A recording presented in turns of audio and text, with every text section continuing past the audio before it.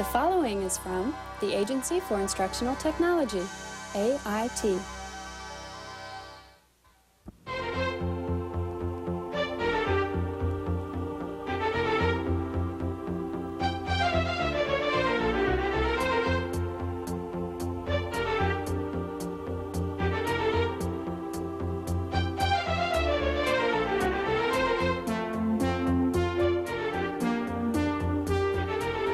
Balance in picture design means all the elements in your drawing are distributed around the page so that they create a unified picture.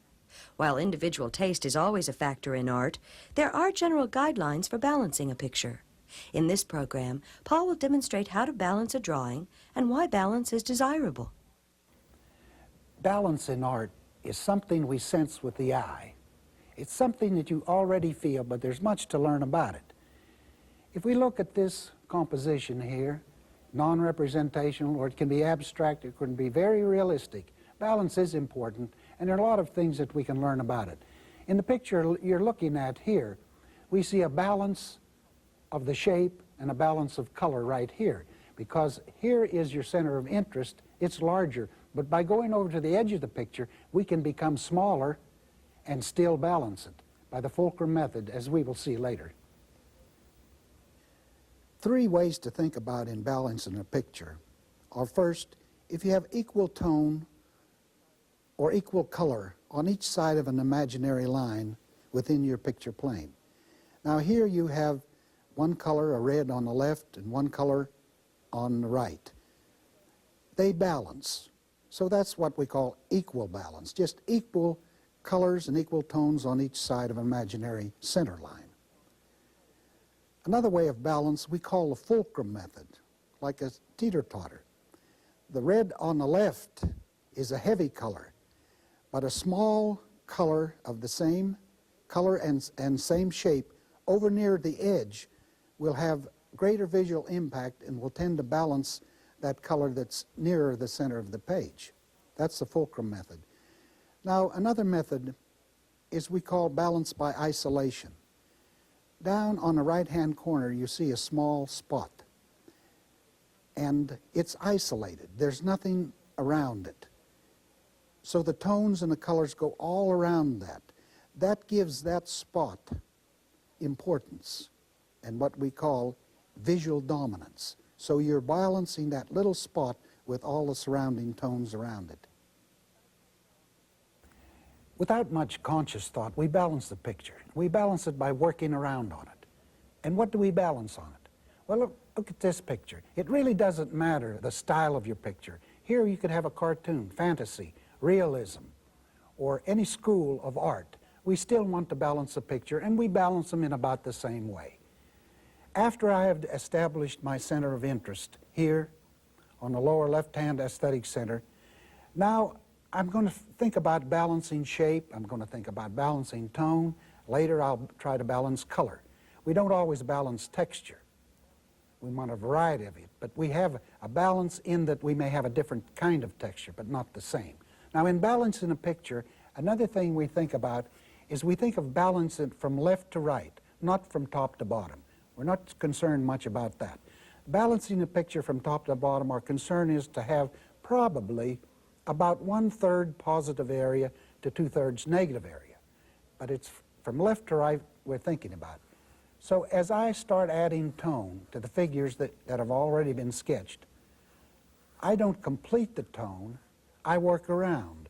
And I'm working here in the center, on the left side, and I'm thinking over here. And the tone need not be the same color, and usually it isn't. But I'm getting some idea and some feel, and we don't worry about this as we're working. It's almost what I would call an artistic sense. It comes to you, a feel, a natural sense. But why it's nice to learn things about balance is that when you run into a problem with a little acquired knowledge, then you can think of what you might want to do. You have options to doing that. See, and I'm adding tone. I'm balancing now with tone only. I'm not adding shape, and I'm really not adding color. Now, a fulcrum method, I since I have the weight over on the left side, I could add something over here. If I'm balancing by isolation, I may darken this and leave this light over here, and simply by leaving it light with not much in it, it has what we call a visual impact. So if I darken most things here and leave this part here light, that light spot will tend to balance a heavier spot by contrast. Or I can come and balance it simply by equal tone. Then I would be adding tone here, and with an imaginary line down through the center, I would like my tones over here, my values, we call value, it's the amount of light and darkness, to balance the values on this side of an imaginary line. So here we're balancing by value, by tone. Now if I want to balance by color, and I should do that too, if I have some of the color here, I would want to repeat some of that color over here. And if I have more of the bright color here, I would repeat some over here. So working around my picture, I'm balancing not by shape in this picture. I've established my shape. I'm balancing by tone, and I'm balancing by color, and I showed you there was two ways you could balance here, by isolation or by simply the same amount of light and dark on both sides. If a picture's unbalanced, it bothers the viewer. It's as if a picture was crooked on the wall. You feel like you want to straighten it out. You have that sense. And although balance is important, we start our composition or our picture not with balance. First we have an idea. We think about an idea. We think about eye level. We think about location of our center of interest. And after we work those all together in a drawing approach, we make a number of roughs. We call them roughs or thumbnail sketches. They're small designs. Each one is probably different before we make our selection. Here are examples of thumbnail roughs. We have 4 of them. I'm going to make a picture, so I want to have some options. I don't have to take the first idea. Here, my center of interest was a still life, and it was in a lower corner, lower right corner here, artistic corner. Now, I balanced that by equal values. Since the center was here, I had some tone here, I needed to put a lot of darker colors over here. Down here, we reversed it. My center of interest was in this upper left-hand corner, and so I'm going to have a lot of tone here, and I'll balance it over here with equal tone. Here we have another situation where our center of interest is in the upper right artistic center, and it's very dark, so I'm going to have to add a lot of darker values, darker tones over here. Now here's the one I selected, and here's the one I'm going to draw. The center of interest in the lower left artistic center, and we're going to have a lot of tones here, so I'm going to balance not only tones over here, but I'm going to balance shape. In this sketch, my center of interest was in the lower artistic center. I had them resting on a table with a tablecloth coming this way.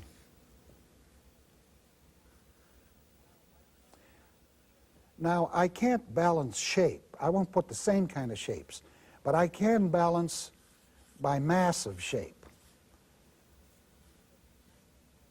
This is a different kind of a shape, but it's massive. It's another part of the wall. And I can balance by tone. And I can balance by color. Now, the center of interest here is the positive area. We call it a positive area. That means the center of interest. In this case, it's 2 or 3 objects, a group. All this area around it that supports it, that's very important, is we call a negative area. It doesn't mean it's a bad area. It's a good area. And the positive area simply means a center of interest. As I say, in this case, it was a grouping. Now, as I add tone,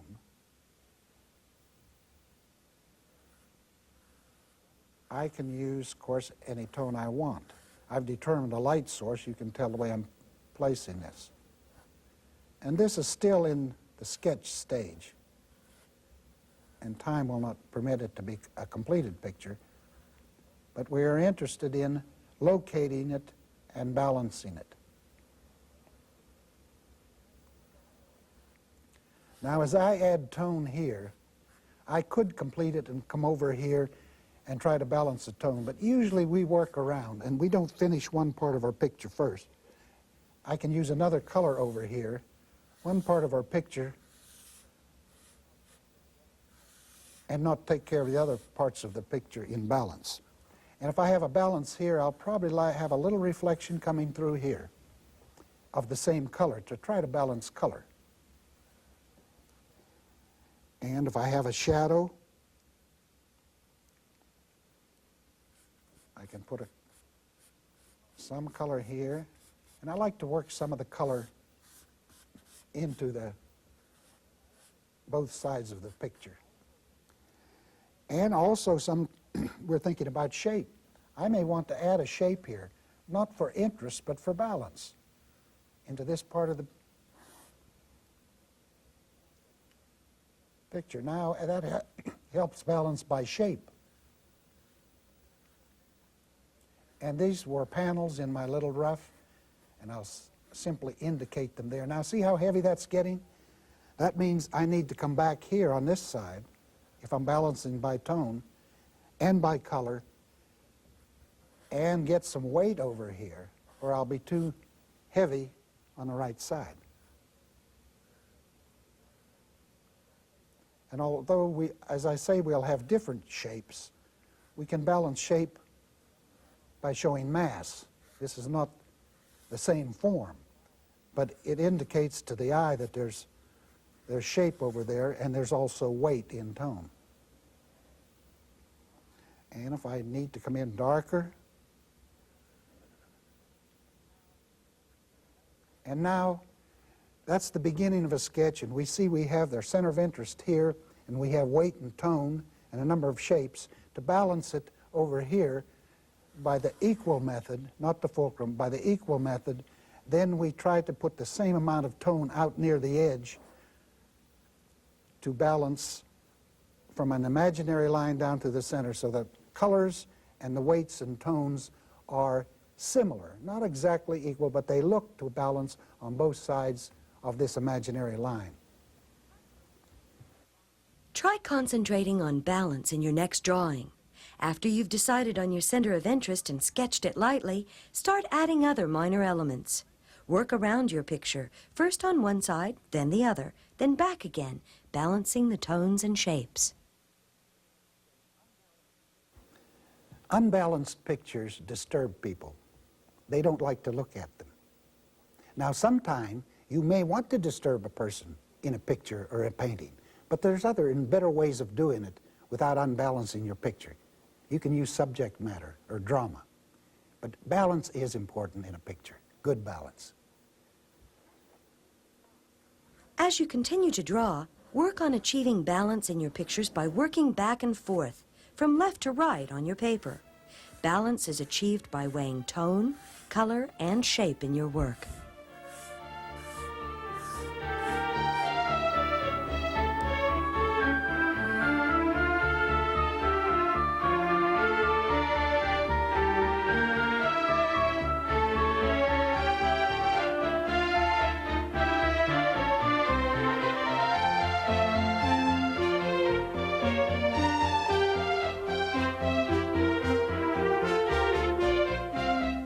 Drawing with Paul Ringler is produced by the Agency for Instructional Technology in association with the Oklahoma Educational Television Authority.